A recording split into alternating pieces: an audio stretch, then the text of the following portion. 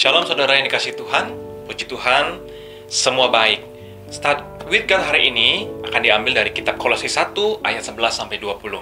Tapi untuk saat ini saya akan bacakan hanya ayat 11 sampai dengan ayat 12.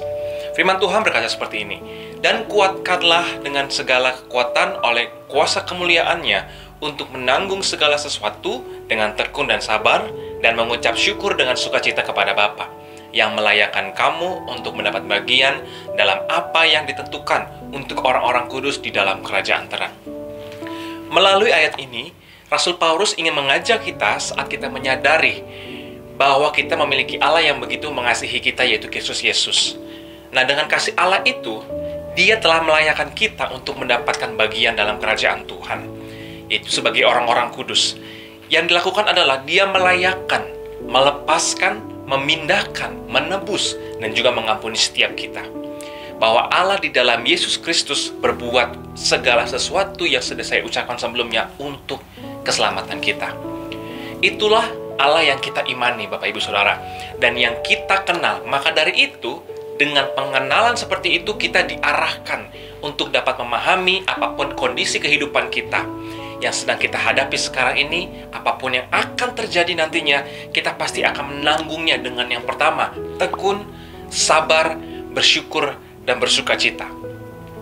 Tekun, sabar, bersyukur, dan bersukacita itu harus nyata bagi kita dalam menjalani kehidupan ini. Sebab tidak ada alasan untuk kita tidak berbuat seperti itu. Karena apa? Karena iman kita kepada Allah yang memberi jaminan atas keselamatan kita. Maka apapun kondisi, situasi yang kita hadapi, keempat hal tersebut akan bergelora di dalam hidup kita. Sebagaimana Mazmur dalam Mazmur 46 ayat 3 dikatakan, "Sebab itu kita tidak akan takut sekalipun bumi berubah, sekalipun gunung-gunung goncang di dalam laut." Maka di sini Paulus mendefinisikan hubungan kita dengan Allah adalah hubungan yang organik. Artinya apa, saudara? Yaitu Kristus adalah kepala dan kita adalah tubuhnya. Menandakan hubungan yang begitu erat yang tak terpisahkan. Sebagaimana Paulus menuliskan di dalam kitab Roma 8 ayat 35. "Sebab aku yakin bahwa baik maut maupun hidup, baik malaikat-malaikat maupun pemerintah-pemerintah, baik yang ada sekarang maupun yang akan datang, atau kuasa-kuasa baik yang di atas maupun yang di bawah, ataupun sesuatu makhluk lain, tidak akan dapat memisahkan kita dari kasih Allah yang ada di dalam Kristus Yesus Tuhan kita."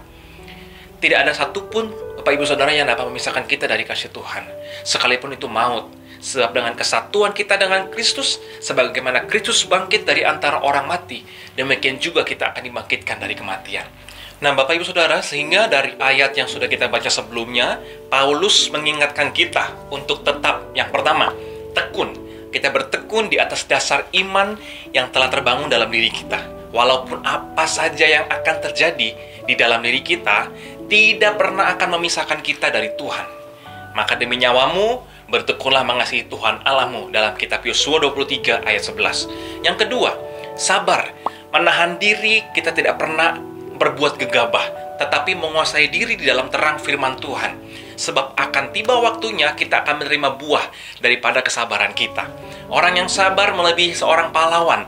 Orang yang menguasai dirinya melebihi orang yang merebut kota, dalam Amsal 16 ayat 32. Dan yang ketiga, kita bersikap selalu bersyukur atas apapun yang ada dalam hidup kita. Sebab bersyukur akan membuat kita mampu melewati hal-hal yang sukar. Bersyukur akan membuat kita senantiasa memandang Allah dan menjauh dari ketakutan, sebagaimana Paulus juga mengatakan dalam kitab Tesalonika, mengucap syukurlah dalam segala hal. Dan yang terakhir, Bapak Ibu Saudara, bersukacita adalah sikap kita merespon atas apapun yang terjadi. Sebab sukacita itu tidak datang dari perasaan atau pikiran kita, tetapi sukacita adalah sinar dari iman yang menyinari hidup kita. Sebab firman Tuhan berkata, "Bersukacitalah senantiasa di dalam Tuhan." Sekali lagi kukatakan, bersukacitalah. Nah, Bapak Ibu Saudara, saya berdoa untuk Bapak Ibu yang menyaksikan tayangan ini supaya kita tetap pertama tekun, bersabar, bersukacita, dan selalu bersyukur dalam segala sesuatu.